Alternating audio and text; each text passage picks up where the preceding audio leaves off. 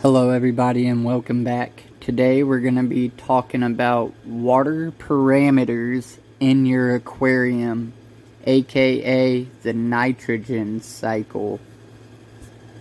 In this video we will be going over the different types of test kits there are, the tools you need to test your parameters, and what are you testing for and why, and how to read the test. First off, I hear it all too often. Do I even need a test kit? Can't I just start changing water at 50% or 75%? Well, test kits are absolutely vital if you keep fish.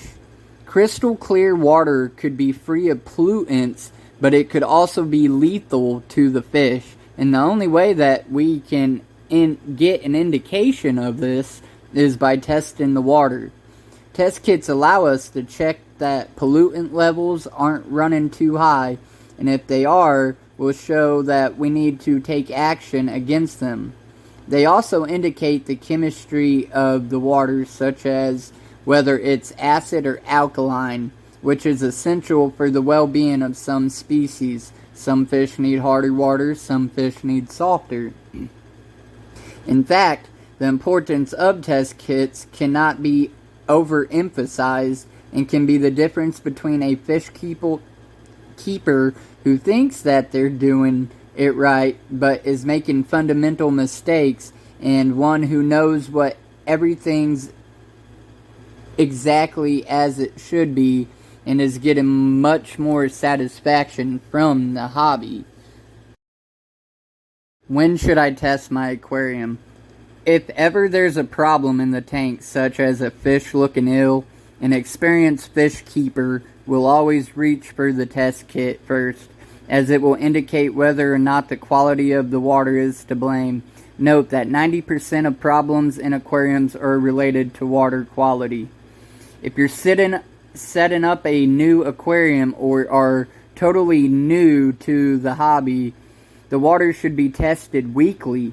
But if your test should ever indicate a water quality issue, such as high levels of ammonia or nitrate, it should be tested daily. The results should be recorded, and daily testing should continue until the problem has been sorted out and gone away. Good aquatic shops test water all the time, both for themselves and their customers, so it's helpful to be able to speak in the same fishy language and tell them the results of your own water quality test. If you can tell an expert what your water tests at, they will be able to tell you if it is fine, if there's a problem, and if it's ready to take on more fish. You don't want to put too many fish in your tank at once when you're just starting a new an aquarium. Regular testing allows you to know your aquarium and how it works intimately. Over time, you'll come to know when to change the water, how much to change in order to lower, say, levels of nitrate, and what the pH values are, which will allow you to choose your fish more wisely by matching them to the pH of your tank. Once this tank is mature, monthly water tests will be fine. You won't have to do weekly, you won't have to be worried because your tank will be cycled. Here's a tip. Test kits go out of date, so always check that they are in date before testing. Some tests can be harmful if they come into contact with your skin or eyes. Always follow the safety instructions. And I know us men, we don't like to read instructions, but coming with this hobby, you really should. There are 3 types of test kits that are regularly used in the hobby. I personally have only used 2. There are dip strips, tablets, and liquid test. Dip strips, these are the quickest and most convenient form of test to access, but not necessarily the most accurate. A dip strip consists of narrow plastic strips with indicator paper fixed to it. The strip is dipped in the tank water for a second or two. Take it out, let it wait a minute while it changes color, and then the color is matched to the chart on the package. Most dip strips can test for just one parameter, such as nitrite, but some combine several tests on one strip for a cross-section of at-a-glance results. Typical such combined test strips include pH, nitrite, nitrate, KH, and GH, though you should find out whether they also test for ammonia, as not all of them do, unfortunately. If they don't have a separate ammonia test, it will be needed. The strips are thrown away after being used once and typically come in a pack of 25 or 50. Next, you have tablets. Tablet tests come with a test tube and a color chart and typically contain tests for pH, ammonia, nitrite, and nitrate. Fill the test tube up to the mark with aquarium water, drop the tablet in, crush it up, or shake until it dissolves, and then cross-reference the color with the chart. Tablet test can be used by fish keepers of all skill levels, though they're best kept out of reach of young children. They typically come either as a single test, such as for pH, for example, in which case they come in multiples of 20, or else they combine pH, ammonia, nitrite, and nitrate test in a master test kit. They generally regarded as accurate. The last one is liquid test kits. Now this is my personal favorite, and it is actually regarded as the most accurate. The liquid is added to a test tube filled with aquarium water, which is shaken, and the color is then cross-referenced to a chart. The liquid typically contains several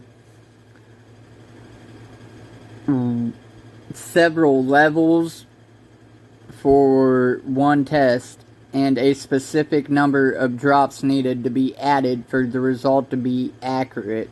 Liquid tests check for most things, including all the usual ones, plus KH and GH, phosphate, calcium, iron, oxygen, CO2, and many more. They come singly or in a master test kit. I recommend you get in the master test kit.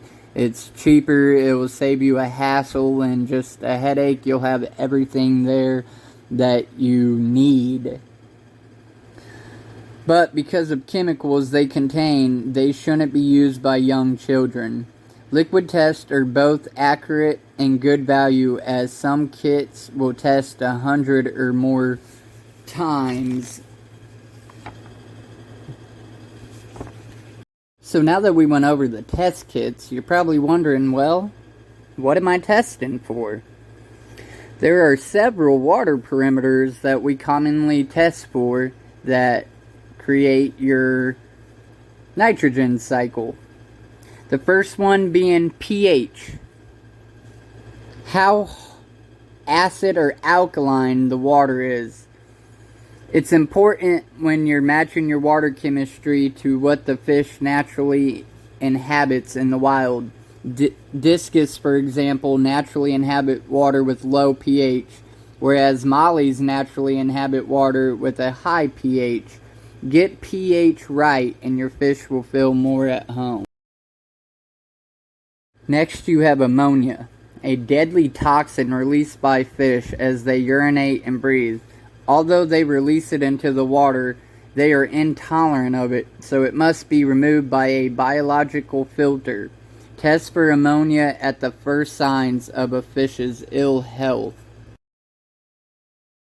Next, we have nitrate. If you're doing your daily water changes when you first start, this is going to be the first sign that your tank is doing what it's supposed to and starting to cycle.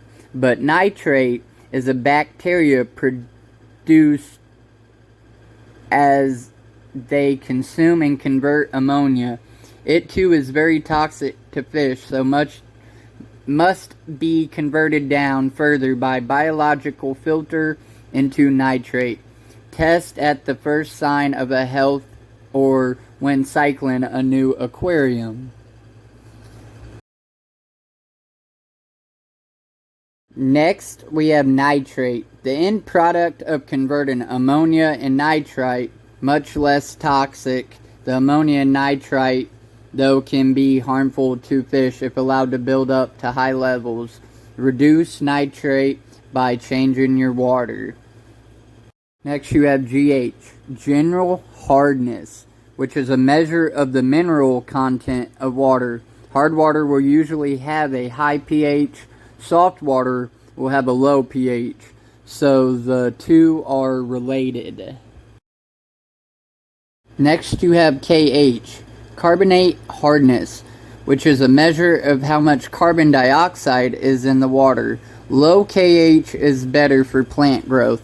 So if you're going to want to have a bunch of plants, you will have to check your KH occasionally if they're not growing for you properly. And last but not least, phosphate, a natural plant fertilizer, though if it's not taken up by plants will fuel algae growth. It is also harmful to corals in marine tanks. So if you got a tank that is just got a crazy amount of algae going on, you probably have a phosphate spike due to it.